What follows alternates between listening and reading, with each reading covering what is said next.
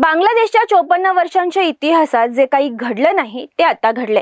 1971च्या स्वातंत्र्यापासून आजपर्यंत राजधानी ढाकाने अनेक सत्तांतरं पाहिली आहेत, पण एका हिंदू लोकप्रतिनिधीला संसदेत पाठवण्यासाठी ढाका शहराला तब्बल 5 दशकं वाट पाहावी लागली। गयेश्वर चंद्र रॉय या नावाने केवळ निवडणूक जिंकली नाही तर बांगलादेशच्या लोकशाहीत एक नवा इतिहास रचलाय। स्वातंत्र्यानंतर ढाक्यातून निवडून येणारे हे पहिले हिंदू खासदार ठरलेल्या गयेश्वर चंद्र रॉय यांनी जमाते इस्लामीच्या उमेदवाराचा पराभव कसा केला आणि हा विजय बांगलादेशातील हिंदू समाजासाठी दिलासा बातमी का ठरतोय? कोण आहेत हिंदू खासदार गयेश्वर चंद्र रॉय हेच आपण या व्हिडिओमध्ये सविस्तर पाहणार आहोत। नमस्कार, मी समीक्षा देशमुख आणि तुम्ही पाहताय टीओडी मराठी। या निवडणुकीचे महत्त्व समजून घेण्यासाठी आपल्याला काही महिने मागे जावे लागेल। ऑगस्ट 2024 मध्ये बांगलादेशात झालेल्या प्रचंड विद्यार्थी आंदोलनानंतर 15 वर्षांची शेख हसीना यांची सत्ता कोसळली आणि त्यांना देश सोडून जावं लागलं। या राजकीय भूकंपानंतर बांगलादेश एका अत्यंत कठीण टप्प्यातून जात होता। अशा काळात पार पडलेली ही 13वी संसदीय निवडणूक देशाचे भविष्य ठरवणारी होती। शेख हसीना यांचा अवामी लीग पक्ष मैदानात नसल्यामुळे ही निवडणूक म्हणजे लोकशाही प्रस्थापित करण्याची आणि अल्पसंख्याकांना सुरक्षेचा विश्वास देण्याची एक मोठी संधी होती। या निवडणुकीत काही नवीन पक्षही पाहायला मिळाले। बीजेपी म्हणजेच बांगलादेश जातीय पार्टीने एका जागेवर विजय मिळवला असून त्याचे चिन्ह बैल असं आहे।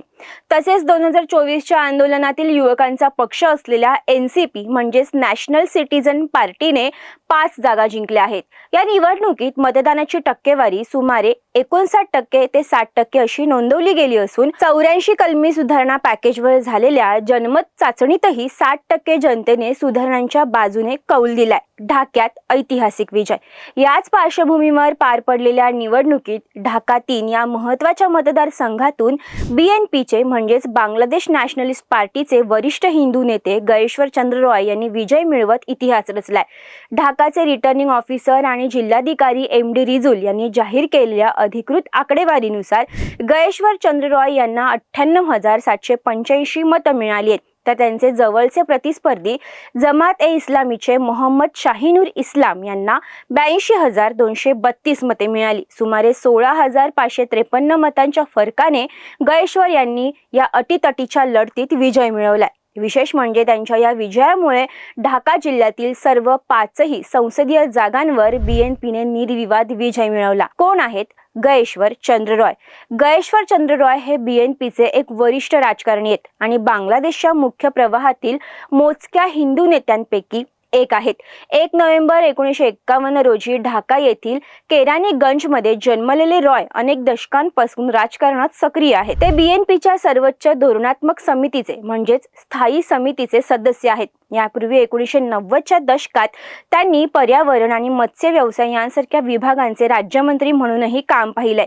रॉय यांचे कुटुंब बीएनपीच्या वरिष्ठ वर्तुळाशी जवळून जोडले। अल्पसंख्याक उमेदवारांची कामगिरी।